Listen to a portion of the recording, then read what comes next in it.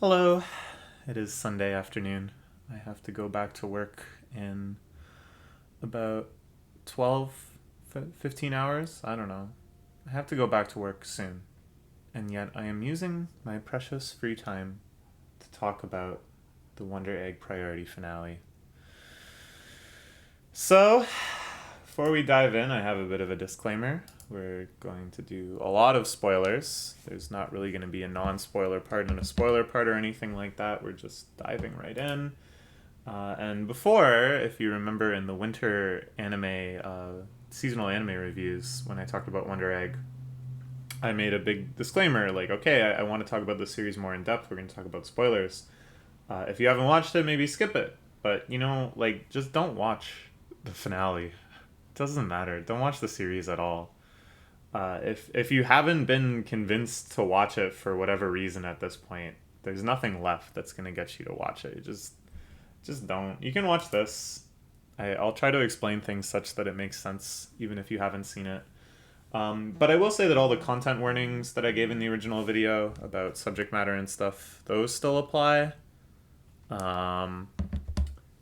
Like, we're going to be talking about suicide and bullying and mental illness, all of that good stuff. But this is much more a discussion around storytelling choices than the actual messaging and the actual content of these subject matters, so it won't get as intense. But maybe it's still worth skipping this, and certainly worth skipping the anime. This is all a disaster. No one needed this. No one needed to talk about it. You're probably looking at the video length and realizing I'm going to talk a lot about it, which is not necessary, but here we are. Here we are. All right, so here are my expectations for the finale, having finished the main series. I thought there would be a big showdown with Frill and her children Hyphen and Dot and the other one with a weird name that I don't remember. I thought it was going to be just this epic 4-on-4, absolutely max Sakuga fight scene, that they're going to pull out all the stops, something that exceeds the original series' fights in both scope and Sakuga quality. They were going to figure out the trick to using the Wonder Egg project to transverse parallel universes. I and the rest, BLJ, to every universe and undo Frill's influence in it, possibly by going back in time, by somehow broadcasting some message of hope. And emboldened by this success, then the rest of the special would kind of go more down to earth and connect with the characters. Girls fight their own missions. Ai confesses to Sensei, but is rejected, and is comforted by her revived friend, who also had a crush on him. Neru decides to disband Japan Plati, the bizarre super Mensa society that she ran. She confronts her secretary in the Akas. This was a stupid idea. It's so stupid. Why would you ever do this? And strikes off on her own as an independent woman. Momo talks to the girl that confessed to her. She comes to accept herself more, accept that people are always going to love her in different ways, and accept kind of a more whole version of herself and her body. And Rika apologizes to her fan after reviving her, and realizes she needs to be a little more honest with the people in her life. Tells her mother, I would really actually like to meet my father. Right at the end, the Akkas kind of stare on ambiguously with their dummy faces. Their plan really would have succeeded, unilaterally, uncompromised, unqualified success. But should we celebrate them? This is kind of the final lingering moral ambiguity. And what did I expect to think of this expected ending? How was I feeling going in, expecting that to be what happens? Oh, this would be a pretty generic and obvious ending. Just essentially taking all of the loose ends at the end of the anime and wrapping them up in the most obvious way. Most things would have been made purposeful by doing this, that everything kind of contributed to the final plot, and all of the storylines of the characters and stuff were part of like a more substantial arc for them. Maybe, I kind of dreaded that there would be one more dumb twist that they would throw in, I don't know, some last minute revelation. But essentially, this was free for the taking, to just write it like this and to show those things and to have these scenes. It didn't require any additional thought. It actually would have been pretty impactful, though, maybe. I think, despite the fact that I have a lot of disdain for the show on a conceptual and moral and storytelling level, I still like the characters. And I still wanted to see the characters happy and fulfilled by the end of the series. This wouldn't have fixed any of the major issues, but it wouldn't have worsened any of them either. And I think seeing the catharsis and the triumph of the characters, it would have been actually pretty moving, I think. I think I wouldn't have been able to resist. I might have teared up a little bit. My bar for that is pretty low, but I could see myself, the confession scene getting rejected, even though I didn't really like that plot at all or how it was developed. I could still feel myself being moved by that just because I like the character of I. When they finally defeat Frill and you see this like radiant Madoka-esque all timelines being simultaneously fixed montage or something, I could see that really moving me, really impacting me, even though again, I think what it represents in terms of the actual lore of the series is dumb as hell. And I figured, this is kind of ambitious. There's a lot of stuff they would have to cram in, and some pretty tall orders, like have an awesome 4v4 maximum Sakuga fight scene. But they had 3 months to work on it, and a 44-minute time slot to air it in. I thought it was doable. So yeah, it's a lot to cover, a lot of scenes that have been given time and space, but it seemed doable. It really seemed doable. I figured this is what we're getting, and it'll be fine. Okay, what did I get? Well, the first thing I realized, and I think I might have read this before we even started watching it, that the first half of the episode is just narrated recap. And as soon as I realized that, I just thought it was rip. There's no way they can cover everything they need to in 22 minutes. This and some additional context that I had that we'll discuss later.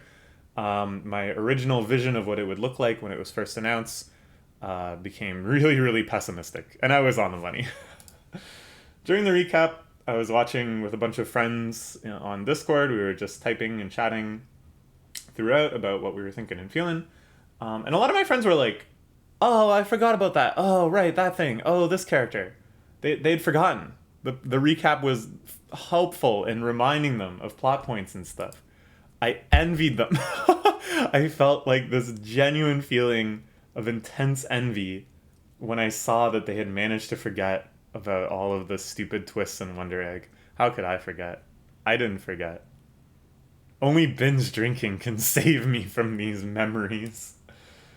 And just seeing all of the terrible plot ideas fired off so rapidly with all of the, breather room in between, the weeks in between to kind of digest and accept what had happened, it was almost too much to bear. I actually kind of wanted to quit because I was busy doing some other stuff, and I was like, okay, I can kind of like work on this and half watch during the recap part. And as it just got worse and worse, I was just kind of like, what am I even doing? Do I even want to watch this? The narration was really bizarre too, because throughout the entire series we're like pretty distant from Ai in a lot of ways. Like for example, one of the things we learn fairly late into the series is that she has a crush on her teacher that comes and visits her. But until that point, it's completely ambiguous whether she like detests him, whether they have some sort of scandalous past together, whether she is just ashamed and that's why she won't talk to him. And I really liked that. I really liked that sense of kind of mystery around even the protagonist, that we're not quite sure how she's feeling about all these things happening to her. And the narration just ruins that because it's her talking as if this was like a normal anime series. And then I met Neru and Momo and Rika. Haha, Rika's a little weird. She's a good friend, but I wish she wasn't so tight with money. And it's like, what is this? Well, what show do you think this is that you're having just this kind of like cheerful, nonchalant narration from a character who, never really explicates her feelings or anything to any of that explicitness before. Lame. And just the way they like soundtracked the recap scenes and the pacing of like how long they spent on different plot points and what plot points they showed and which ones they just explained in narration. It just felt really inappropriate. It felt like someone who had just read a summary of it put together this recap part and not somebody who had actually watched the show. Because sometimes the soundtrack especially was playing this like kind of cheerful, triumphant music when the actual plot content was like a confirmation of something terrible being true. And I was just like, what the heck is this? Was this like generated by a machine? But really, the main thing it did was just highlight all of these absolutely godly production scenes, all these really beautifully animated, beautifully directed moments in the show. Especially during the episode where you learn the backstory of Frill and stuff. Once again, I was just stunned by how well done it was. And this only heightened my disappointment with how poor the writing was. And I just had this like dreadful feeling of just waste, of witnessing in the same way as when you see Amazon destroy tens of thousands of perfectly good functional laptops still in their boxes. Just this feeling of wanton destruction and waste of talent. A horrible feeling. And it was all down there, hill from there. All right. Let's start the complainathon. We got a lot to cover. First, I'm just going to talk generally about the storytelling and how horrible I think all of the choices they made were. And I don't want to be like I think it's like CinemaSins, and then there's a bunch of other channels that do this, where they just kind of go through the plot beat by beat and point out like plot holes or characters acting irrationally or things like that. I don't actually think a plot hole in itself makes the story worse. I think, if it's something that you just kind of think of later and you're like, hey, wait a minute, why didn't they just do such and such? Or, hey, wait a minute, didn't they establish that such and such was impossible and then they did it? I don't think that matters. It's only if it impacts the suspension of disbelief while you're watching it that a plot hole becomes like an actual flaw in the story. But what I have particular beef with is the idea of like a concept hole, where some new plot relevant concept is introduced, but the very conceptual idea is so flawed and so nonsensical that you can't invest yourself in anything that happens because of that. So, this was like the first twist of the special. Koito is revived, but all of her memories of her relationship with Ai are erased. This to me is such a conceptual hole. Her life is progressing as if she hadn't committed suicide. She still has all of the other relationships she used to have. Maybe some other stuff is different. We don't know. A lot of stuff would have to be different because the idea of like surgically extracting just one component of your memories, and like resetting your life as if those things hadn't happened is nonsense. And this is hand-waved as noise. One of the characters says, oh yeah, the Akkas told me that once you clear the game and revive someone, there'll be some noise around it. This is the only explanation we get. But as soon as I realized that's what happened, that Koito's relationship with Ai just doesn't exist now, my mind was overwhelmed by very, very obvious issues with how this would work. As I hinted before, there's no way to just remove one domino from the gigantic chain of causality that is someone's life and expect everything else to have turned out just the same. Alright, continued. Let's break down how stupid this is conceptually, and why I was so infuriated by the fact that they just thought they could get away with this. Now both the entire life history of everyone in this world has changed drastically. The causality of other things that must have happened is completely broken. The inevitability of their overlap, even in this new timeline or parallel universe or something, being perma-prevented until that point also requires their character to substantially change. Basically what happens is that Ai meets the revived Koito. She's like, hey, aren't we friends? Don't you remember this? Don't you remember that? And she's like, no, why are you talking to me? Are you crazy? What is wrong with you? But that means that for this entire parallel continuity, every situation which could have resulted in them speaking before that didn't happen. Which is just nonsense because they're in the same class in the same school. So not only does it create this timeline that's broken if you think about the current state of it, it creates a timeline that just is nonsensical to have existed throughout the entire thing, right? Just Just like the parallel universes thing and the revelation that they can just create people that they made Frill and else. This throws all of the emotional stakes and limits of possibility out the window because you no longer feel like you're living in any sort of psychologically real depiction of reality. Like, you don't feel like this is a place occupied by people doing people things. You feel like this is just kind of like a non-world where non-real characters are interacting, and yet we're still asked to be emotionally invested in this. There is no meaningful way that the series takes place in a reality anymore. And I don't mean, the sci-fi things or the existence of the Wonder Egg or the entire premise. I just mean that the facts of what we are being depicted, like just on the relationships of the characters, what we're being told is the case is just impossible to reconcile with like our understanding of like causality and like a chain of events. Other series that use this plot element, because this is actually kind of a fairly common plot element, the idea that you make some change through like time travel or through some mysterious fantasy thing or whatever, and then it kind of creates noise. People don't remember you anymore. An example maybe is like Gridman. People are getting like erased retroactively. No one remembers them. There's no evidence of them ever existing. And they lean into the disorientation of this. They talk about how that feels. They try to uncover the mystery of how things still make sense. They confront these really tricky questions about, okay, well, if that person never existed, then why do I have this thing? And they embrace the kind of spooky, haunting feeling of like, ooh, well, that doesn't quite make sense. Yes, they confront these impossible questions and have an emotional impact from the impossibility. Not so here. This plot element has literally no point. There is no consequence to Koito not remembering her in the plot.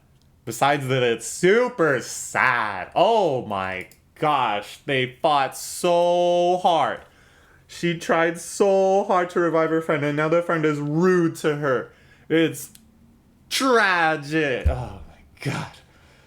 How do they think this is what writing works like? Jesus. But of course, there was no way for me to be sad because it was just too stupid. I just couldn't get over how dumb an idea it was. All right, but that wasn't the biggest sin with Koito. The next revelation around Koito, I think, completely ruins the emotional core of the story. Okay, let's look at the basic emotional premise of the series. We meet this character Ai. She's really depressed. She's gone hikikomori. She won't leave her room. She's reclusive. Why? Well, she was very bullied and very ostracized, and she had one friend. She had one and only friend, Koito, but then Koito killed herself. Why did Koito kill herself? Well, she was getting bullied too. Maybe something inappropriate happened with a teacher, but it's really not clear, and she was never clear, like, communicated to Ai that, oh, I'm on the verge or anything like that. So her suicide is very, very mysterious to Ai. Ai is then given a chance to play this dangerous dream game where she could revive Koito and learn why she killed herself. So we have this feeling of like a very precious friendship, that was the one solace in a very shitty situation, and then this incomplete tragedy, this thing that she doesn't really understand, that she can't reconcile and she can't move past from or learn anything from, tore that away. And then now she's struggling to close that gap and understand why Koito is gone and try to build herself up from that. That's pretty solid. I think that's pretty good. That, I think, is a fine basis for us to be emotionally invested in her character, in her struggles, and really want to see her triumph and learn alongside her why Koito did it. But guess what we learn? Guess why Koito killed herself? Probably some people watching this don't know. I'm thinking maybe some people are watching this and they haven't watched it. So guess. Like, actually take a second here to guess. It's so much worse than you can begin to imagine. Try really, really hard to think of the worst twist that this could be. Are you ready? You're not ready. Koito killed herself accidentally while trying to blackmail the teacher she had a crush on. She was just threatening suicide while screaming a bunch of lies about him having raped her and stuff. and then accidentally slipped off and fell to her death. So she had transferred to that school because at her old school she had already driven another teacher to suicide via false accusations. What? What? So, first off, again, just a big conceptual hole. The whole idea of the series is that it's dealing with people who have killed themselves intentionally. Whether or not it's the robot girl's influence or not, it's certainly that they made a deliberate choice to end their own life.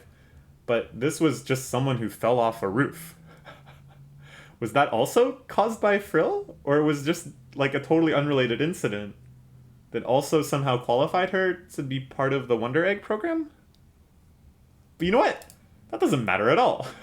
This just completely dismantles every aspect of the emotional basis of the story. We have a character who does abhorrent things with absolutely no motivation. They never once explain Koito's character at all. All you see is that she's getting bullied. You see that she's hugging Sensei in one scene. It's very ambiguous what that means. You see that she really cares about Ai and comes to visit Ai and tries to console Ai and stuff. And then she dies. This is all we know about the character. There is no motivation whatsoever for her to have done this stuff. And then we see that she's bullied. There's some actually pretty haunting, powerful scenes where you see her being bullied and she's trying to get like Ai to record it and stuff. We don't know. Is it for those actions? Is it that they found out what she did at her old school? We have absolutely no idea. Not that would be justified, but this is like an extremely confusing moral perspective to see this character getting bullied, which, you know, triggers all of the associations we have around that. We really empathize with her because, you know, she's the only solace that the main character has. She seems like a good person in every respect that we can see. She's taking comfort on Ai and really trying to help her. And yet then we learn like she's actually this like terrible person. It's like almost sublimely self-destructive that they just kind of took what they had established and ruined it in a way that I wouldn't have even guessed was possible. Why did she make friends with Ai? What? Like, I thought it was because they were both being bullied, and she was like, all right, here's someone that I can kind of take refuge in that understands my pain. But, like, she's insane. Like, she's the horrible, insane person. Everything we know suggests that. The friendship means... What? Is Ai a dumbass? Because she never saw through this? Nothing Sensei does make any sense either? Nothing anyone does makes any sense? So bad. Why would anyone ever think this is a good idea? The only good reason I can think of is that this is a setup for the Omega twist in Season 2. Please don't make a Season 2. Where Sensei really, really is evil. And he lied about all this stuff. And all of it was really his fault all along. That first he groomed and manipulated Koito and maybe molested her when she tried to accuse him of this. He denied it and deflected it. She did kill herself out of the grief and trauma from this. And then he lied to Ai to manipulate her to continue this chain of grooming. That would actually be, you know, like, that would explain quite a bit. That would actually explain a lot of plot points. And that would be a lot more interesting and thematically aligned and morally consistent and actually quite genuinely tragic. So therefore, there's no way they'll do it. There's no one on that writing team that would understand why that would be a good choice that makes sense versus this. No, I think the actual reason for this... And for the mysterious, she forgets specifically you, the noise, is because it's such a tragic and sad twist. Oh no. She fought so hard, and it turns out her friend is a psychopath manipulator who never cared about her, but just acted like she did for some reason, unclear. All those things about you cared about, all the struggles you connected with, haha, get twisted. You were dumb for caring about that stuff. It didn't matter. I just... Like, why are they so self-sabotaging? Why would they shoot themselves in the foot so hard? They spent all this time in the series, trying to make us care about these characters, trying to make us cheer for Ai, and in the end it was just like, nah, fuck you. Like she was a terrible person. So bad.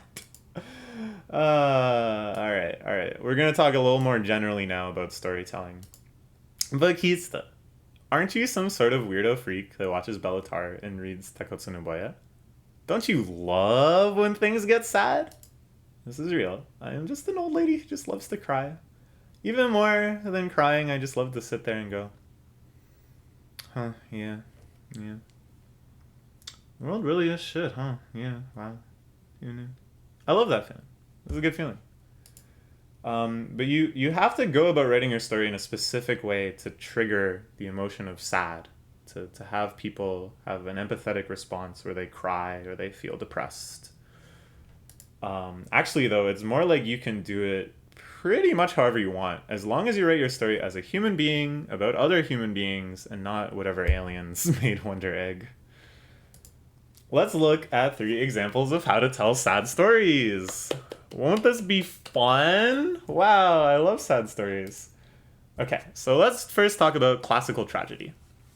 And this is the definition of tragedy as given by like the ancient Greeks.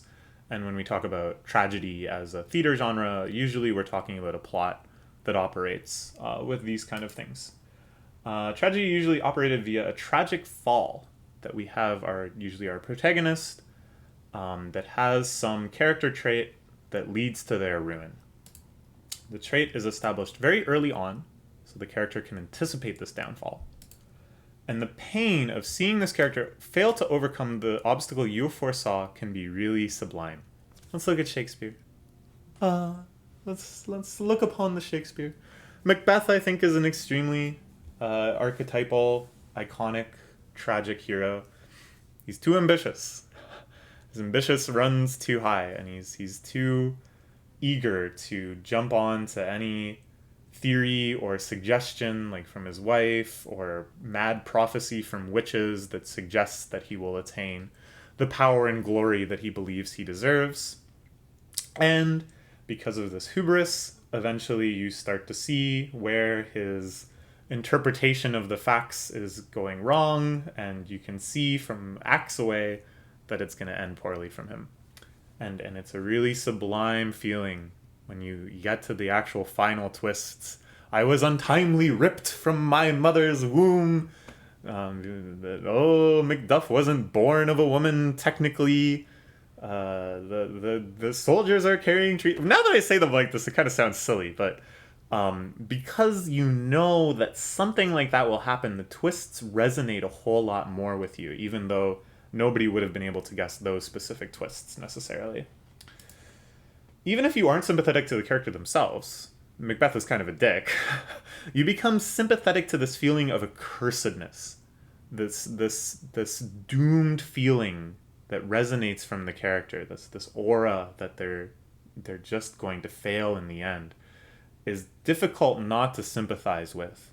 And it really is quite sad. I always kind of feel sad at the end of Macbeth, even though I don't feel like Macbeth actually deserves the throne or should be king. But just in the end, he has that tragedy to him. So how could we write Wonder Egg like this? They kind of did this because the audience knows right from the start that the Akkas are like super shady, and it seems like maybe the characters are being a little naive and going along with it. But that was kind of clumsy because you knew that the Akkas were sketchy. That wasn't something that you kind of feel like you clued into. And the characters really did too. they knew right from the start that the Wonder Egg game was kind of rigged against them, and that had all these hidden downfalls, like getting hurt in real life and stuff. Which they never really made anything of that. Whatever. And when you find out exactly how sketchy they are and their bizarre past and stuff, it was just so stupid that you never got this sense of the characters being tragic. And it's not that they were based on their tragic characteristics either. Yeah, you know what? They didn't really do this at all. But it proves maybe that the writers understand this idea a little bit, that there should be maybe a gap between what the audience knows and what the character knows, and that the audience can foresee bad things happening to the character, and this triggers like a sort of sympathy. So what if they hinted from the start that Koito was manipulative and established that I was like too trusting and too desperate for friendship? They could have done this pretty easily in just like a couple different scenes. Instead, they made things like very, very ambiguous and suggested all sorts of completely non-true things were happening. And then the audience sees that a twist like this is coming, and they have that like really dreadful sense of anticipation where Ai is trying so hard to learn why Koito killed herself, but we, the audience, know that it must have been something really despicable, and we don't really want Ai to learn, but at the same time, we want her to succeed. And it's that feeling, it's a really sublime, tragic feeling. That could be pretty good.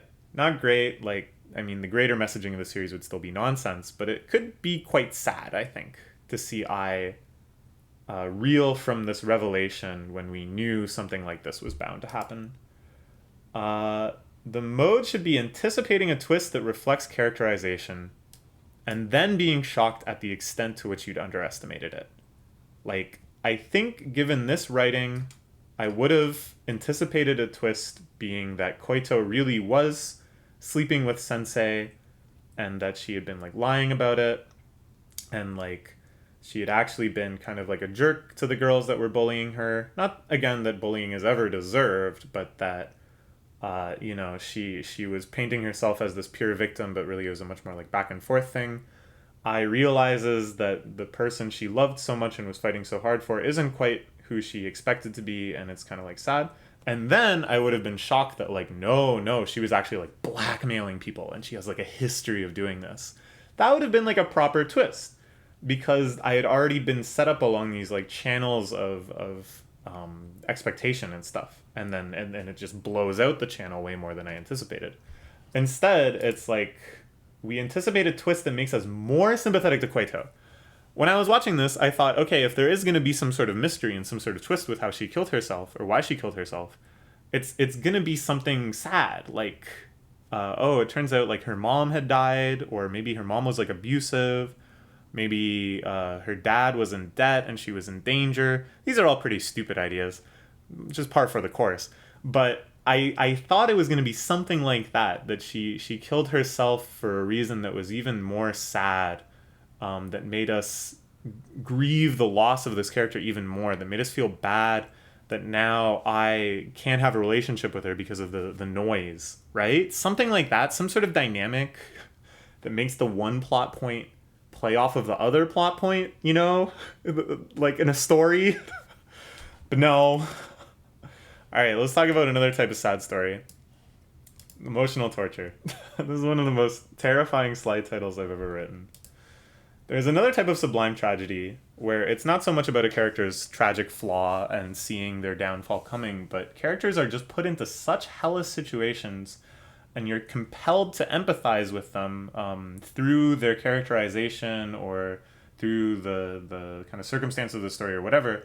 You feel like you can't kind of turn away from their suffering and can't help try to empathize with that suffering, and yet the situation is so hellish that when you empathize with them, it's like listening to harsh noise or getting your facial hair lasered off. And those are both things I love to do. And so I read Takotsuboya Dojinshi. Don't Google this. I'll explain it a little bit. Takotsuboya is a pretty unique doujinshi author. Like most doujinshi authors, he makes self-published fan comics where he takes a popular series and does some sort of twist on it. But his are all about suffering. His most famous one is a reimagining of K-On! K-On! Is a very cute and fluffy, wholesome slice of life series about these 5 girls that start a band. And his reinterpretation of K-On! Takes place after they're in high school. And one is like desperately trying to cling to fame. One has become a star, but she becomes like addicted to drugs and is like disillusioned with the lifestyle. One has just accepted her mediocrity and is working a minimum wage job and has just kind of come to terms with her life being kind of miserable. And the series after series he does this. Sometimes they're like really brutal. He had like a Madoka one that's just all about Madoka being kidnapped and tortured and abused. Right Right now, he's doing a very, very long-term retelling of World War II with the characters of Cancole, where all of the characters are like anthropomorphized battleships. So he'll go like battle by battle and show the ship girls like dying and suffering, and the other ship girls like mourning the loss. It's insane. It's not like, don't read this stuff. It's just really brutal and sad for the sake of being brutal and sad. I met Taikotsuboya. I met him at Kamiket. He was an old man. He looked like he was in his late 60s. He just had this aura of sadness and loss around him. I'll never ever forget meeting him. And I don't know. I have a hard time explaining my relationship to this stuff. I don't know if I would say I like it, but that it gives me a very uniquely, devastatingly sad feeling when I read it. Or at least it used to. I'm not really into this stuff anywhere near as much as I used to. Back when I used to have like major depressive episodes and I would just be in bed miserable for weeks. This is the sort of stuff I would read because it really felt fulfilling. But now, now I'm like a minor depressive episode kind of girl. Maybe I'll break down crying every once in a while, but usually within a couple days I'm right as rain. Thanks, hormones. Anyway. Damn, this is getting kind of personal. But Wonder Egg, I think, was aiming for this. This is the sort of story they wanted to tell, where we have girls that you're very empathetic with because, you want to see them succeed. They're fighting for things that you can see why they care about. And I think it could have succeeded as this kind of story, for better or worse, whether or not these sorts of stories are any good. The torture that Ai goes through is kind of Takotsu Nobuya-ish, and the lack of like a tragic flaw or any sort of like proper structuring to how she learns about this only adds to the cruel feeling because it feels like very arbitrary meanness, just torturing her for the sake of torturing her and trying as much as possible to have the audience suffer alongside of her. The issue though is that the horrible writing makes it pretty impossible for us to empathize much with Ai. Like I said, I like these characters, but I don't like love them. They're just pretty poorly written, so I never cared about her that much. And so when she's in these sublimely horrible, emotionally torturous situations, I'm kind of just like, like, like, it's too stupid to care. And they don't lean into this very much. Like, we should have had a lot of her dealing with the ramifications of her learning about Koito dying accidentally and being this horrible person and being so abusive towards this man that she loves. We just kind of offhand find out that she actually already knew this for the entire last episode of the series. There's no fallout. There's no scene where she's crying about it or anything. And then she's upset because Koito doesn't remember her? But she knows that she was trying to ruin the life of the man that she loves. And yet she was still like, oh my god, why don't you remember me? We used to be friends. Why are you being so mean? It defies the limits of empathy. And I aspire to be someone who has boundless empathy. This is like, okay, I can't go on a tangent. We can't have that many tangents in one slide, but I for a while was trying to practice empathy for even like inanimate objects and stuff. And I had a big debate with my friend about this. It's not something that I ever believed like super seriously. But my perspective was basically you have to make empathizing your natural state of being so that when it comes time to empathize with like a human being in a difficult situation, it's your default. It's like muscle memory. You don't have any filter. You don't have any judgment. It's just immediately into empathy. And so to do that, you have to practice empathy towards, like, I don't know, I feel bad that I haven't used that M&M gift card yet that I see on my desk. It must feel so neglected. It must feel like it hasn't done its job properly. It hasn't enticed me enough to buy M&M's food. Like something like that. I sound like a crazy person. But all I'm trying to say is that I prided myself as being someone who empathizes easily and often and deeply with things like fictional characters. And this was too much for me. I thought it just didn't make any sense. Why was I acting like this? So that's, yeah. Oh wait, no, I have more to say. When the excessive show is insufficient, I'm really honestly very shocked at how little they focused on this twist. Not just the series, but people that I've seen talking about this episode don't really mention this very much.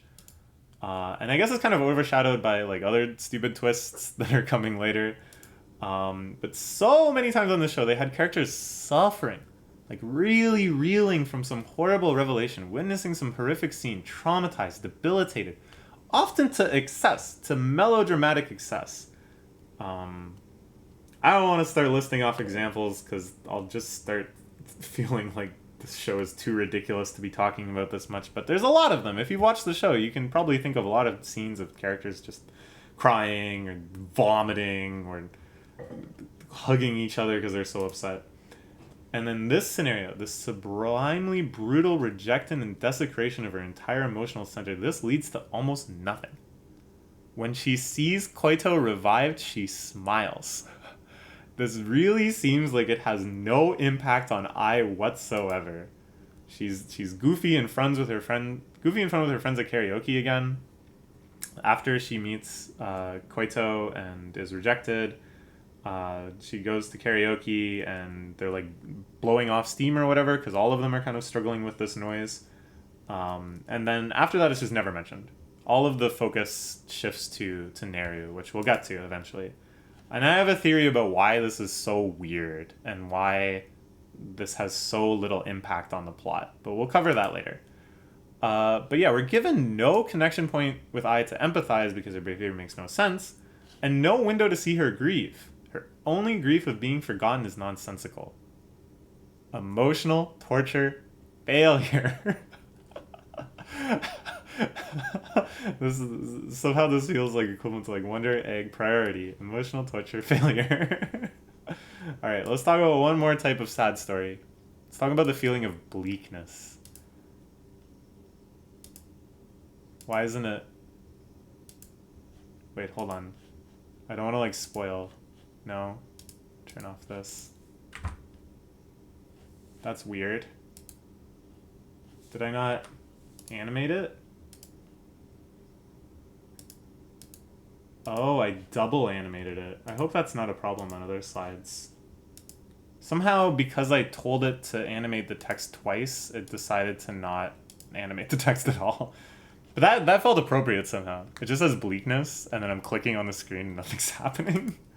So now that's failed as a classical tragedy, and it's failed as emotional torture, which is sort of like an absurdist tragedy, and that there's no causality, but there's still tragedy. It's time for it to fail as a societal tragedy. Perhaps my favorite sad stories are the ones that highlight some tragic flaw in the human condition and the structural dialectics that define society. Things that can draw a long line from, say, Godelian incompleteness to class warfare. What the heck am I talking about? You know what? I'm not going to explain any of this. We got to just move on. It's going to be way too long a video if I try to explain what the heck I was thinking when I wrote all this. These things don't necessarily have to be grounded in realism. It doesn't have to be a story about Earth as we know it with people as we know them. In fact, I think it's sometimes more powerful to see how these tragic forces are inevitable even in a world very, very different than ours. Madoka, I think, is a pretty good example of this. Madoka does not take place in the real world in really any meaningful way, but you still kind of think you're learning archetypal things about the human condition. Even though there's a lot of supernatural stuff, a lot of supernatural lore and explanations for things, it kind of feels like somehow the story of witches manifesting from people's dark desires and the futility of saving people, that you end up sacrificing yourself, and these feel like somehow they're talking about how real people interact with real things. And it's difficult to explain how, but it's a deep feeling, which is what's important. And I think the fact that Madoka succeeds so well in doing this and Wonder Egg fails so hard in doing this highlights, again, a very, very deep difference between them that we talked about in the seasonal anime review video. What matters is a psychological interpersonal link between the series and the real world, that the way characters think and behave you feel would be inevitable. The way that people treat one another, or characters of any species treat one another, has some sort of link to how people end up having to treat one another in real life. So we covered, as I said in the seasonal anime review, we talked a lot about Madoka versus Wonder Egg. But it's worth noting that even without the sci-fi bullshit, like if we stripped the sci-fi bullshit away from Wonder Egg and all of the witches and stuff away from Madoka, there's still a major disconnect between Wonder Egg's depiction of reality and interpersonal dynamics and the real version of Madoka and how those interpersonal dynamics play out. Basically, my issue with Wonder Egg is that it is too stupid to be bleak. So a story of someone getting bullied is very, very universal, and the idea of suicide is extremely universal. Everyone has some sort of connection to these topics. I'm sure there is no one watching this that doesn't know of someone in their life who has been bullied if they weren't the actual subject of bullying themselves. Or I guess I should say the object of bullying. Maybe they were the subject of bullying. I don't know. Are there any bullies out there watching the Keats the YouTube channel? And I'm sure everyone is aware of someone who has taken their own life, if not personally, then a celebrity, then a historic example. Wonder Egg's attempts to resonate along these lines went some for better or worse. But it's a sensible goal. It's a way to make meaning in the audience, to talk about bullying, to talk about suicide. The idea that you can recognize these topics and that it activates associations in your mind. Whether it resonates and you think, yes, this is true, this is helping me understand better things that have happened to me, or it's discordant, you say this is ridiculous, this is an absurd portrait of bullying or of a suicidal person. Either way, it is connecting with your existing associations and your personal experience. It's attempting to tell some sort of story about the human condition because of that. The story of a serial manipulator and blackmailer accidentally killing herself is not very universal at all. I don't know anyone like that. I haven't heard any stories like that. I struggle to even think of like a famous example of that. It's something that is only sensible in that it's like something that someone might do for some reason, but not something that we feel any sort of personal relevance to. It says nothing at all about the human condition that, you know, oh, the type of person to be a blackmailer is probably going to do it again. The type of person to do these sorts of things is likely to make a big dramatic show of saying that she'll kill herself and then accidentally kill herself. Those are not like stories of the human condition. Those are just like very specific hypotheticals about a type of character that is not at all explained to us. Maybe they really focus on Koito, on her inner turmoil, her circumstances, try to puzzle out why she would do something like this. Then you can kind of expand from there. This might be a story of why people do horrible things in general. You can find a point of empathy, some place where her experience overlaps with your own. But they did nothing at all with her character or with this twist. They just said it and moved on. And in terms of creating a disconnect, I don't know how I moved both of those at once, but I didn't want to. From our world and their world, this just does just as much, if not more, than any of the sci-fi bullshit, the parallel worlds, the Wonder Age project itself, the Super Mensa, the robot ghost, the other robot. This is just as bad as being like, this is not reality.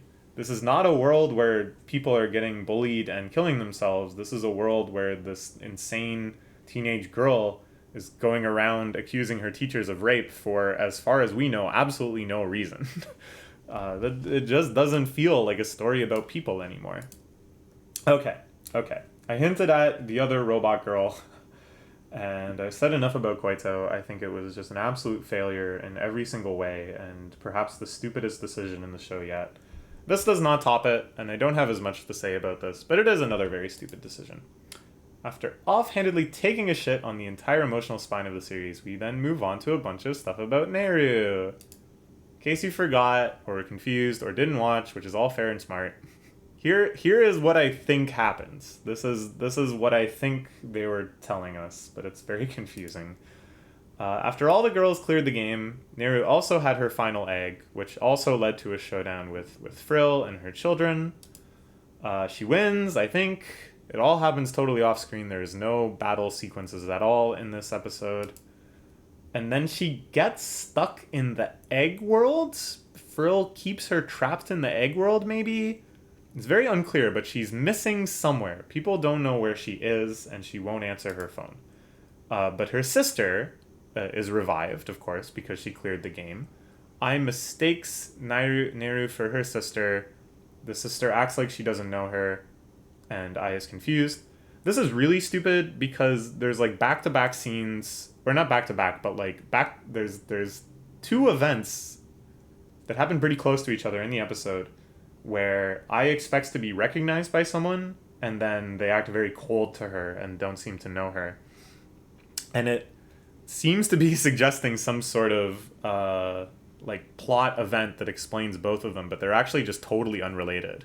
One is that the noise has made Koito not remember her, and the other is that Nairu and her sister look a lot alike. It's so stupid that they would have both of those things happen in the same episode. It's not like a thematic thing either, because there's no meaning to either of those things happening. It's just confusing. So they go to Nairu's house. They meet her previously comatose friend that Nairu's like, we gotta pull the plug on this girl.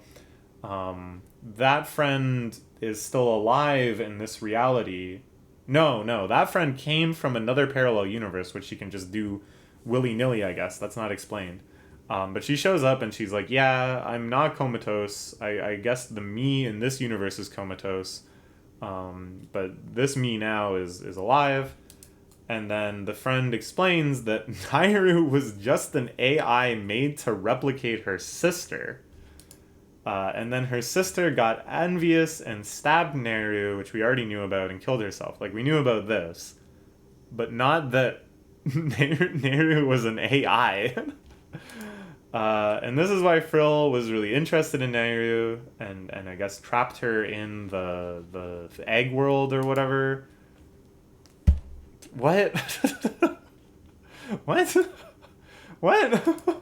So, okay, let's break down the series of twists that led to this final revelation. First is this idea that Ai meets Nairu at the egg buying station, and it's like, okay, this is some other girl playing the Wonder Egg game. Just kidding. She's actually a genetically engineered super genius that's the head of this super secret Mensa society called Japan Plati. We find that out, and you were like, whoa, that's crazy. And that was the first really dumb thing that happened in the series, I can remember. But I was like, okay, alright, that's pretty crazy. But then, follow-up twist. Society can actually build people from scratch. These two weird scientists did that for no reason, then she started killing people. Oh, no. This was, another huge, stupid twist much later in the series.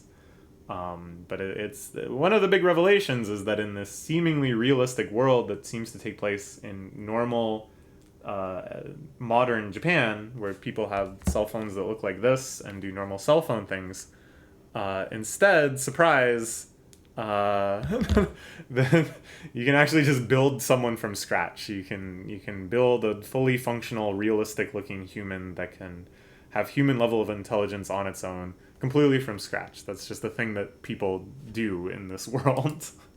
But then the final twist. That genius girl that she knew actually was her sister that was the genetically engineered super genius girl. But Neru was another AI girl that was built for no reason. Do you see how this is like bad writing Jenga? That in the end, there's like two twists that contribute to this other twist that isn't surprising, really, because you already knew both of those things were possible, but you're just confused as to why Nairu is an AI. Like, it's not like you're like, whoa, this explains everything. She was a super genius. This explains why she was such a super genius. No. Like, we already knew that there could be super geniuses that are like genetically engineered. And it's not like we were like, what? They can make an AI? Because we already knew they could make an AI. And It really doesn't explain anything. If they had done something subtle, like you never saw Nairu eating or something, that would be cool. But we saw her eating like a lot. Like, and she gets hurt like everyone else. We saw like the scars. Like it's not. It's, like, I swear to God, we'll get into this more later, but I swear to God, they just made this up right on the spot. Like, there's no way throughout the series while they were writing it, they were like, yeah, and then she's secretly a robot too. No. What is the point of Nara being an AI? And then they're like, she's on a quest to regain her humanity. She wants to become truly human. Why? What is the difference? There's nothing that humans do that AI can't do. We've never seen anything that suggests that. Why did anyone in Japan Platy ever do anything that they did? What was the motivation for any of this? Why did they make Frill? Why did they make Neru? Why did they genetically engineer super geniuses to run the Foundation? What was the Foundation trying to do? None of this is ever explained. And so to keep finding twists where it's like, actually, Japan Platy did this. And it's just like, why? It's not like they had some grandiose scheme. Oh, they're trying to take over the world.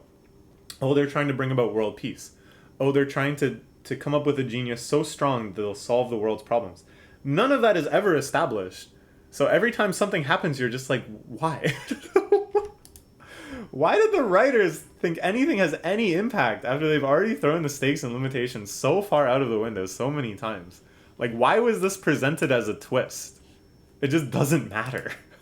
Why did the writers include any of this at all? They could have just had a perfectly fine Flip Flappers-esque surreal fantasy series where just weird shit is happening and they go to crazy fantastical realms and there's all sorts of dark stuff that's hinted at and you start to realize maybe the girls killed themselves and that would have been perfectly fine. Like, it probably still would have had a lot of problems. I probably still would have had like moral issues with the messaging. But they put so much convoluted sci-fi bullshit in, and I have no idea why they thought that was necessary. It's just so stupid. Alright. Let's talk about just some other stuff that happened. I don't really have much to say about the Neru plot or any of this other stuff. It really feels like a lot of these scenes were just throwing stuff at the wall because they knew people expected a big showdown scene with Frill and Dot and Hyphen. They expected battle scenes. They expected like resolution to a whole bunch of plot lines. And they knew they weren't going to be able to do that. They knew that that wasn't going to happen. So to try to satiate audiences, it really feels like they were just throwing kind of random scenes at the wall and seeing if anything might, move anyone. And it doesn't. I gotta say though, the weirdness of this, the total discongruity in like the pacing and the direction style, this feeling that it's just random scenes being flung at you, that was kind of appealing in a way. Like, I know it's entirely just a consequence from production issues and poor writing, but it made me nostalgic for like the final 2 episodes of Evangelion and just kind of like, it felt kind of like a fever dream that everything is kind of distressing and disappointing, but it mostly just doesn't make any sense. And you're watching it with this feeling of like, is this really it? Can this really be what they put on air after 3 months? That was kind of appealing.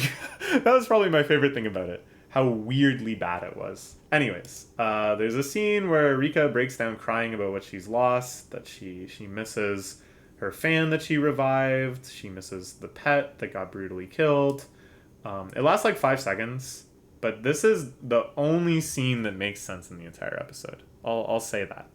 Because it's a character having an appropriate emotional response to events that took place before. And I think it just happened accidentally. Neru calls Ai, but Ai throws her phone off the balcony instead of answering. This happens right near the end. Ai has been trying to call Neru and find Neru throughout the whole episode, but then, right near the end, she gets a call from Neru and throws her phone off the balcony. Why? All the way up until that point, every time the topic had come up, she really wanted to see Neru. And, because of the Koito situation and stuff, she changes schools.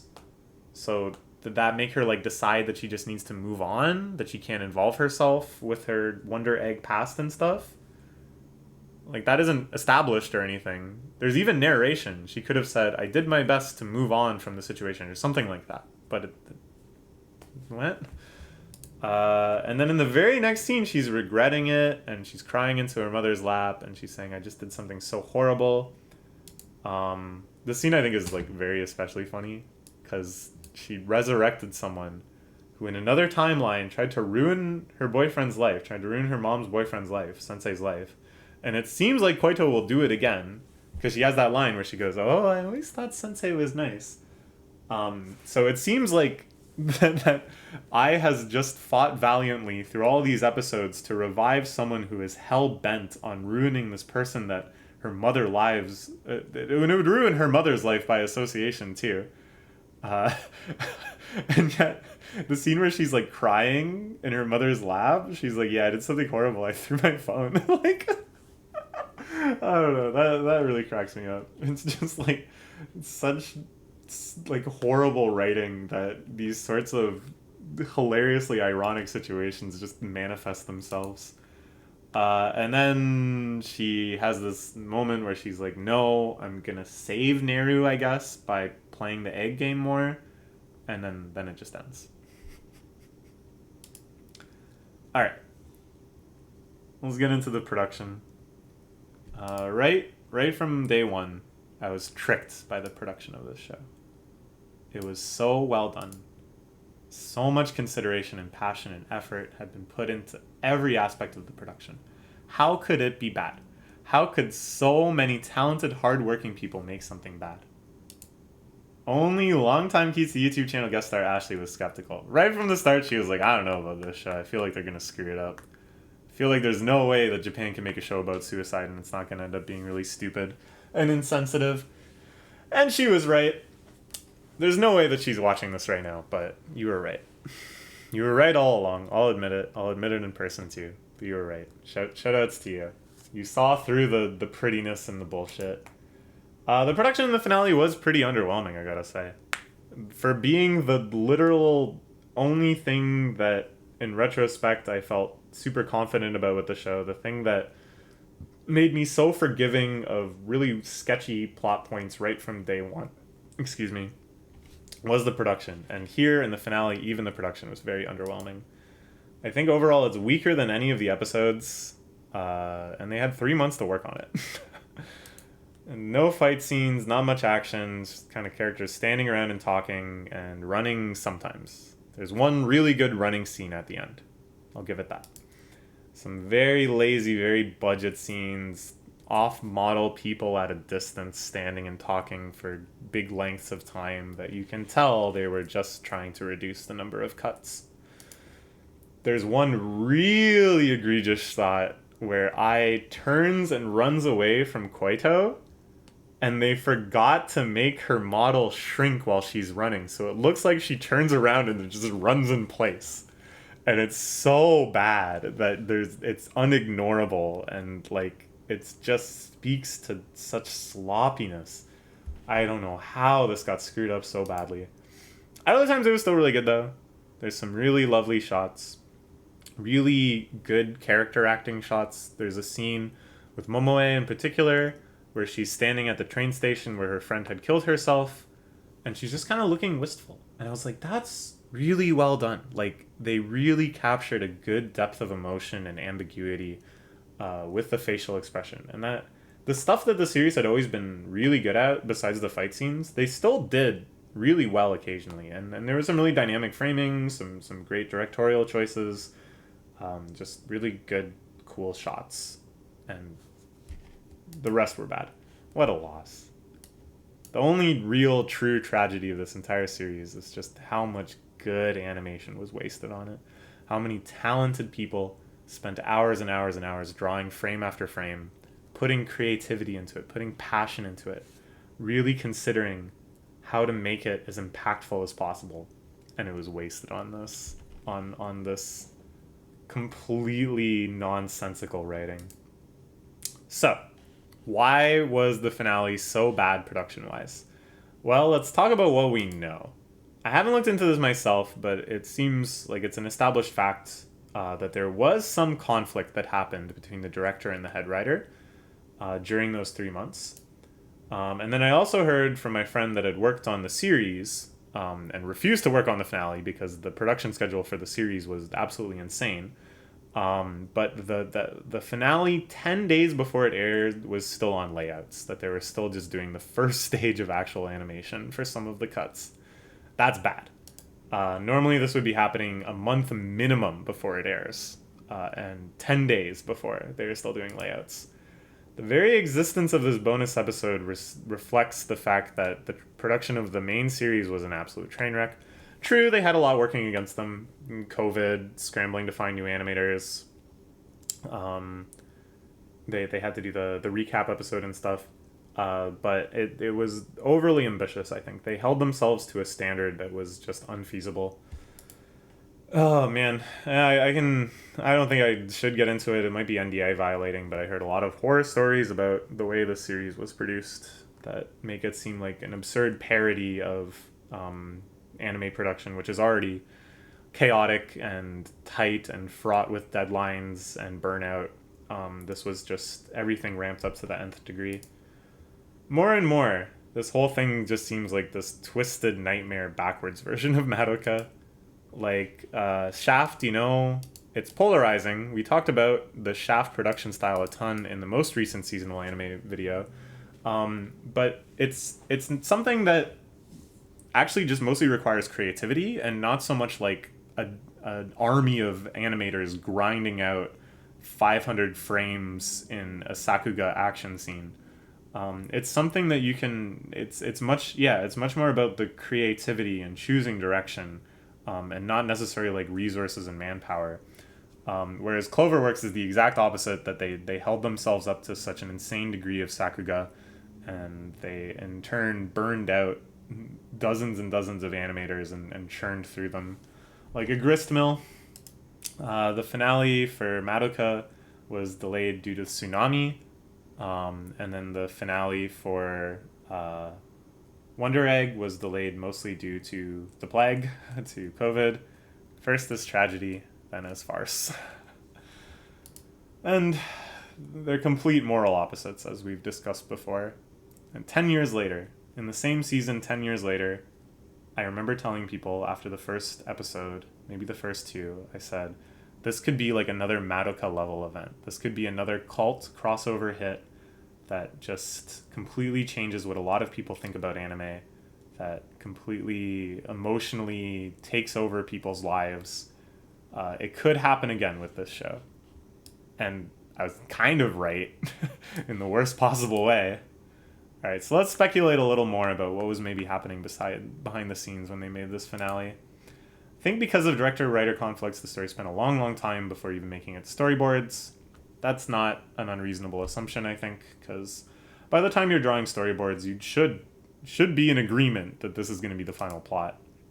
By the time they decided what to do, or made this abominable compromise, as I kind of speculate, there was no time to add the fight scenes. There was no time to block those all out and choreograph them and have people draw them.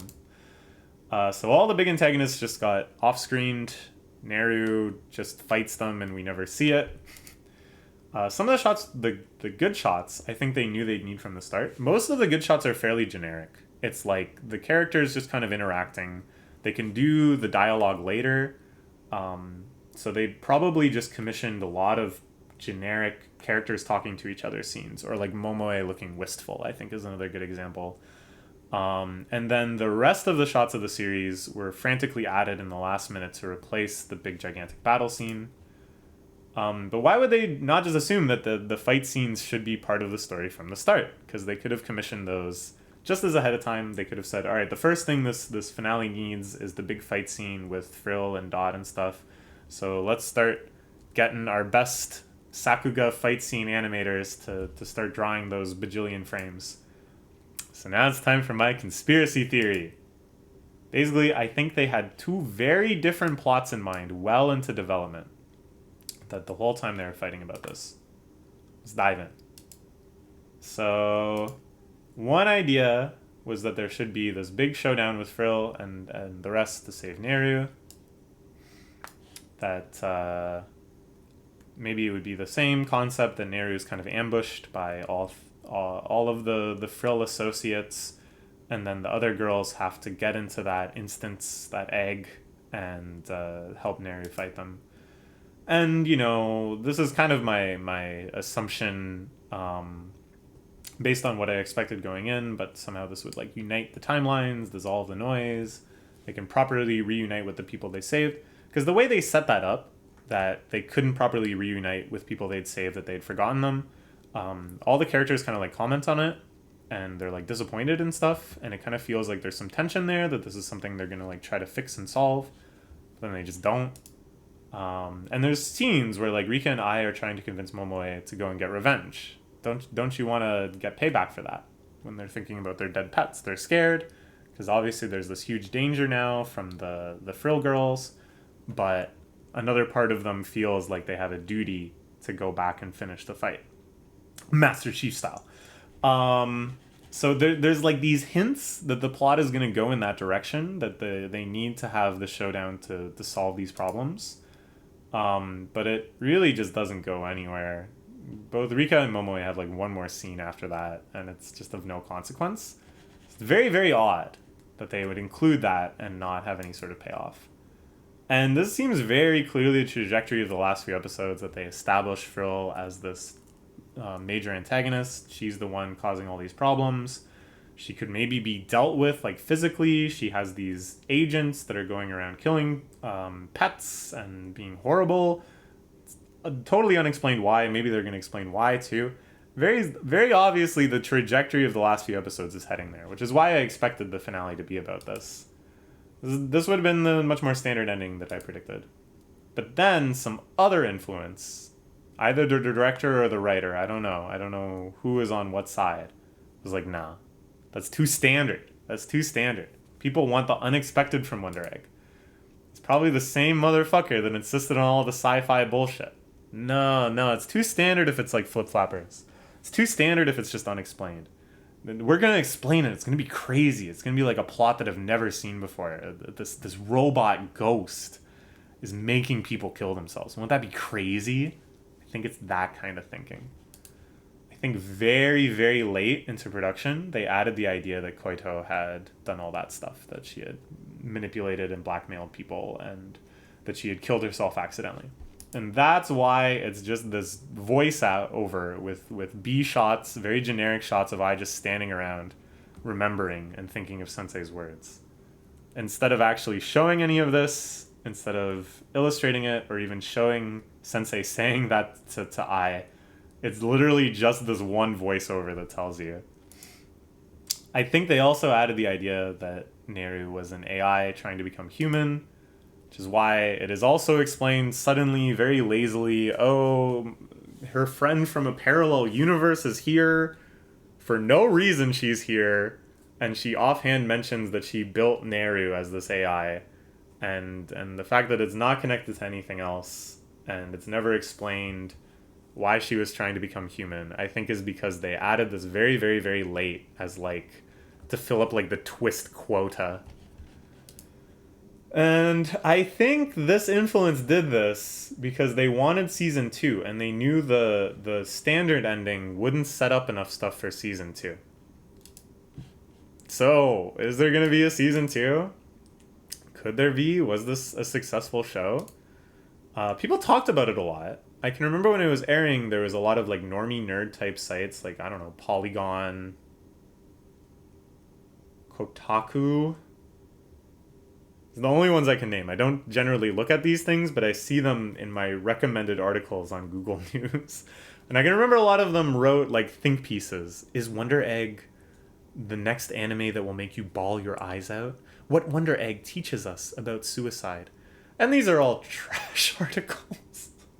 I guess I shouldn't say that because I haven't read them very much. But whenever I've read like a normie nerd think piece on anime, it's very clear that they're used to writing about like that they did like a lot of like Shakespeare essays in high school, and then in university they did a lot of like sociological type courses and like media studies, and now they have this perspective I don't know why I'm getting into this. I'm not trying to trash anybody.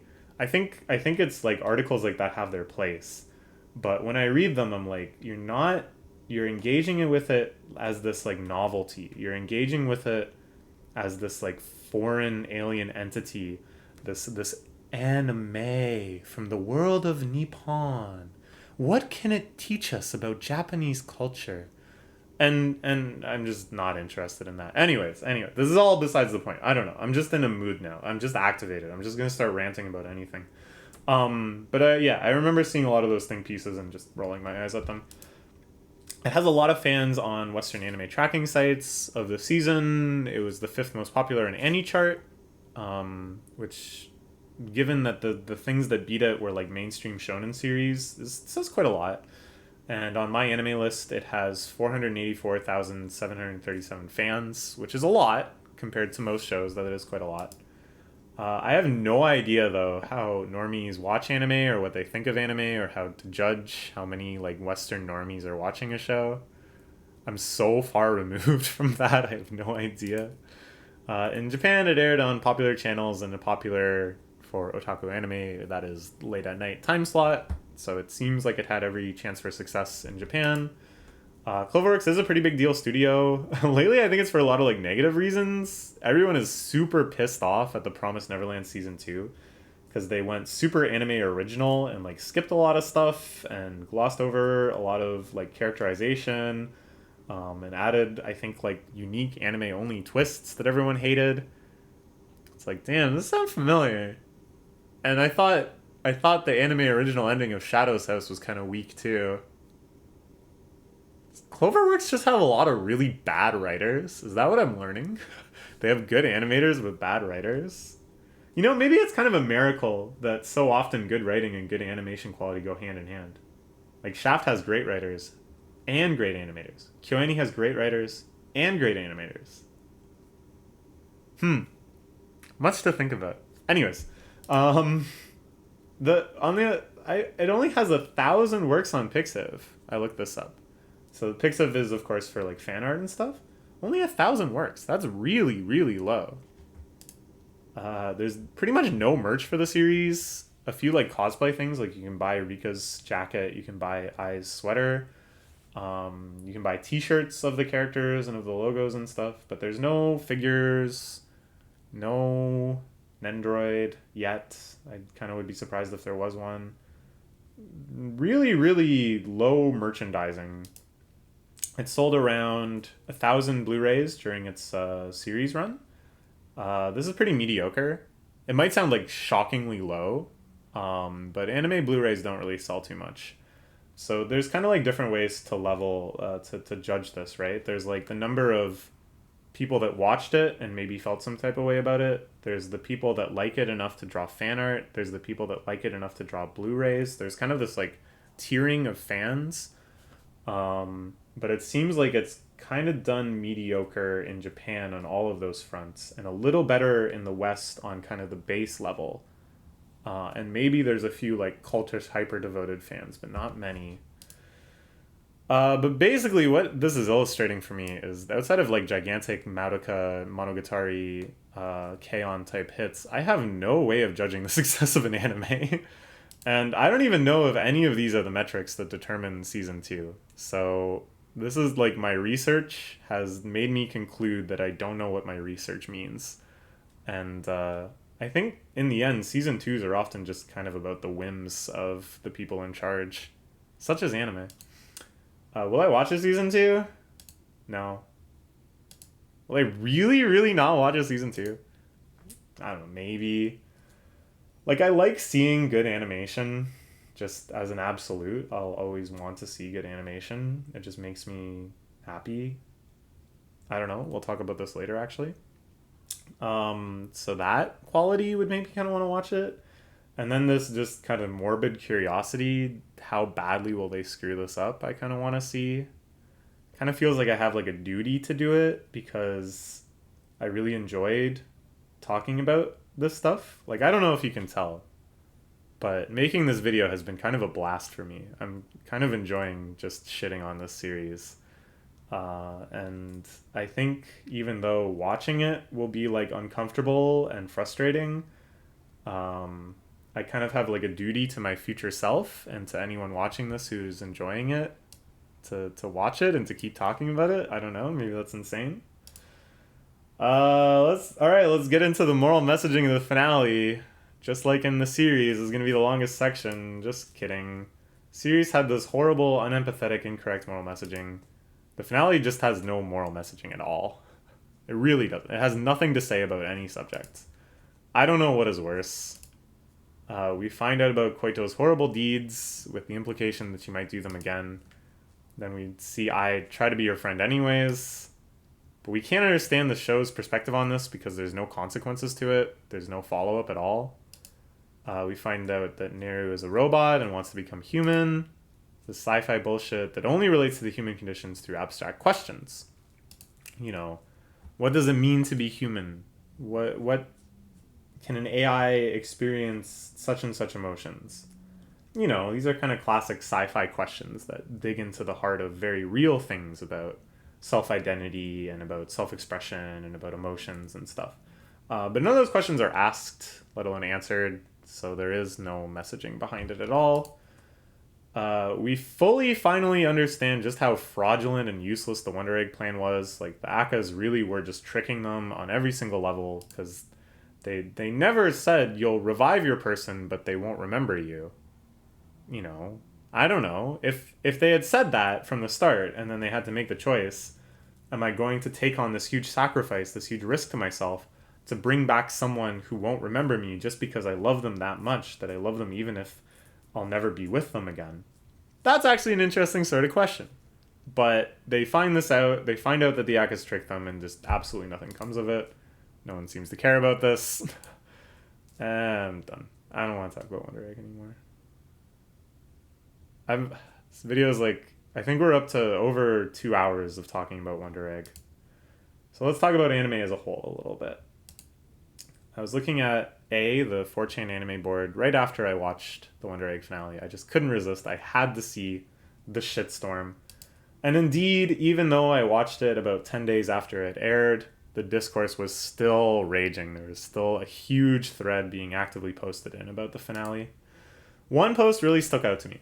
This guy, I can't go find it now because it's 4chan and it's gone, but this guy said, basically, this makes me nostalgic.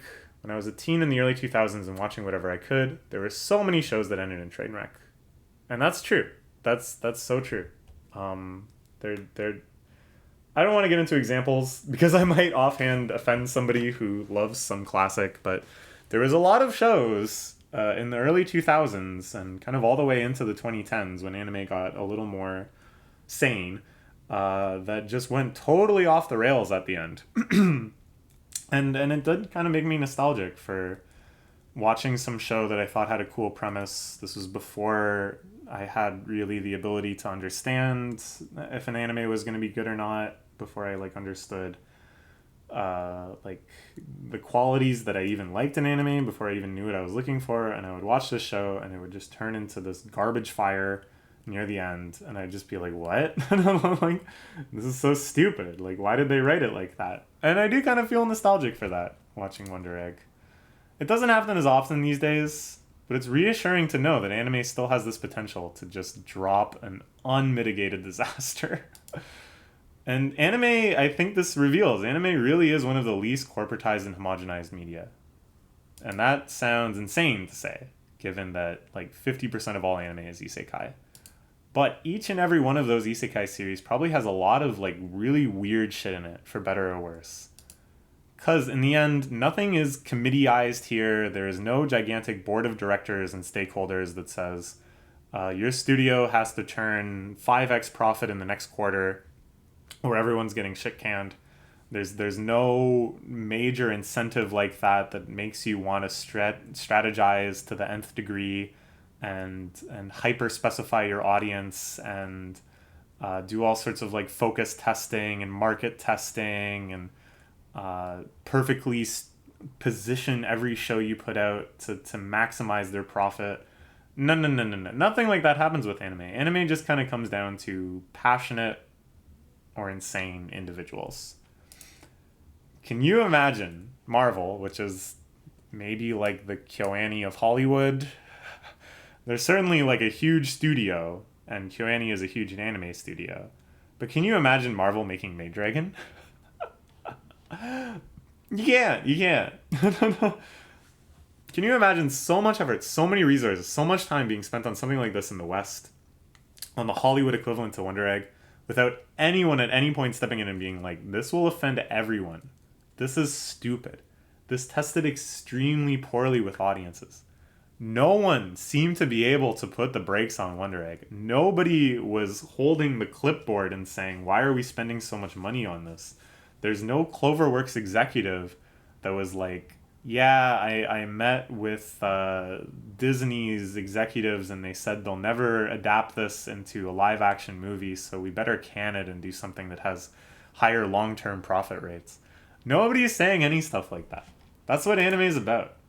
Wonder Egg, I think, in some way is kind of proof that I am an anime fan, that I watch this and that I spend so much time talking about it and thinking about it. This is the whole appeal of seasonal anime. You don't know what you're gonna get. It's not old. Nobody's seen it before. It's airing right now, week by week, and you gotta just take the plunge. Is it good? Is it bad? I don't know. Despite all the best signs that this show could be good, it could be really, really bad. You could get tricked by a studio. You could get tricked by a voice actor you like. You could get tricked by it being an adaptation of something that you love to read. You never know. The risk you take by plunging into shows with abandon is kind of thrilling. That sounds really nerdy to say, but it is kind of thrilling. Especially for me, because I'm the type that, like, right as soon as I've seen episode 1 of a show, I'll be like, masterpiece, it's done. The anime of the season, anime of the year. Because I think that's fun. And it's kind of obnoxious, but, you know, maybe it's charmingly obnoxious. But with my anime watching friends, right from the start, we'll be sharing the shows that we think are great. We'll be shitting on the shows that we think are going to be trash. You got to stake your claim. You gotta say, this is the show I've found, and god damn it, it's going to be a 10 out of 10. You could be wrong. It's kind of dumb. Why not wait until the show finishes airing and then find out from other people whether or not it was good? Why not watch an old show that you know will be good instead of plunging over and over into these ravines looking for quality? It's because I'm dumb. And here I was very wrong. Because sometimes you'll be wrong.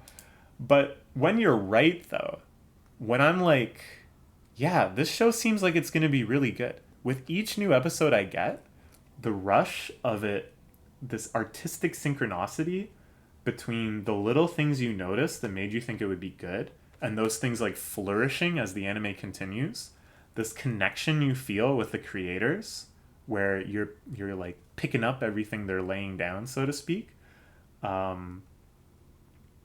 Like the weird little quirks and idiosyncrasies of what you appreciate lining up with what they're choosing to deliver to you is so addictive. It feels so good when you're right and a show is just as good as you hoped it would be. I was like this with Odd Taxi. Man, I was so happy that Odd Taxi was good. As soon as I started watching it, as soon as I saw the OP, I was like, I think this is gonna be a winner. And as I watched, even just within the first episode, I was like, yeah, this is what I hoped it would be like. Yeah, this is the direction I hoped that would go in. So on and so forth. And then watching it with my friends week by week, seeing how much they liked it, seeing how much other people I introduced it to liked it, it was so satisfying. Like, again, this sounds horribly nerdy, but it actually really means a lot to me when I can share something that I like with someone and see them like it too. And I think seasonal anime is like a unique opportunity to do that because it's new, because no one has seen it before, because it's happening right now. And there, yeah, with Odd Taxi, I was right. But there are people with better things to do with their time than watch seasonal anime. In fact, some of the appeal of this is because I know my friends aren't going to watch it sight unseen. And that's why I gotta make videos like this, I guess. That's why I gotta be the one that takes on the grim duty of real anime fan and can sort through all this trash and make bold claims and sometimes be right and sometimes be wrong, but plunging ever onwards in this infinite treadmill that is seasonal anime. So what the heck do I score Wonder Egg? Looking back at the very first seasonal anime review video, which was winter 2019, I believe, I had 4 goals with scoring. There was 4 things I wanted to achieve by giving shows a score. Because I had debated a lot. When I do these videos, I really wanted to start doing these videos, but will I give them scores? Will I just kind of say recommended, not recommended? I don't know. So I had 4 goals with the actual numerical score. Prioritization, you know, that if you're kind of aligned with my tastes, you can watch things I've scored highly with a higher priority than things I've scored lower.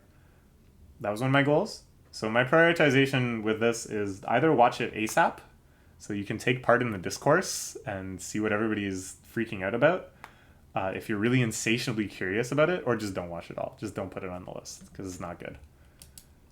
Summary, again, I wanted the score to be able to summarize the review, and if the review was kind of complex and I had a lot of good and bad things to say about it, that this would be a way to kind of show overall how I was feeling.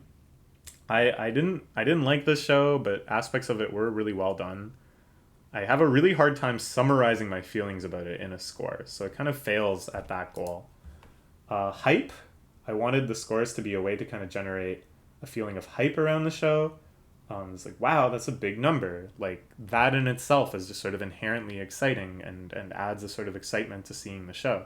Ooh, this is what a 10 looks like, you know? Here, I guess there's sort of like an anti-hype where I could give it like a really low score and people are like, whoa, she's never given a score that low, that kind of thing. Name puns, I could give it a 0 because the shape of a 0 is like the shape of an egg. Anyways, this really made me start thinking, like, you know, I would think maybe I should give it a 0 because it's so stupid and I agree with it, or disagree with it so much in its messaging. But then I would go, oh, but it's so well done. Oh, the production is so genius. The directorial decisions are so beautiful. It makes me wonder, like, why does good production make me like a show more? Is it scopophilia, just the sheer joy in seeing something beautiful? Is it like a sublimity where you're just in awe? Is it that I can understand the work that must have gone behind a really well-produced show, and I like appreciate just that collective creative project? I don't know. This is a discussion far too huge for this already overly long video, but it really made me confront it, that for a long time it kind of just went without saying to me, oh, this show is really pretty. Oh, this show is really well done. Oh, this show has such creative direction. That means it's good. That means I want to watch it. And that this quality was maybe like above and beyond like the actual quality of the writing or the characters or anything like that. So it's something that I'm going to try to be more mindful, and maybe in other anime reviews we can start to figure out, okay, this show is really pretty, but like, why do I like it? Not just why is it pretty, but why do I like this quality? Anyways. So this show did end up making me write 30 slides and 40,000 or 4,000 plus words and talk about it for an hour and a half. Yeah, this video is an hour and a half. That's about what I expected, because there was another 12 slides and 1,700 words in the Winter 2021 anime reviews, and I think we talked about it for about an hour there. So what does that mean? Is that a positive quality? Does that mean it has something going for it, that it can make me feel like this need to talk about it at such length and really break down how I feel about it? Or am I just having a prolonged manic episode triggered by Wonder Egg, and so it's actually kind of like dangerous? I don't know anymore. I don't care anymore. It's over. I have nothing more to say on this. I might be able to go the rest of my life without thinking about this show. And I would give it a 4. Alright.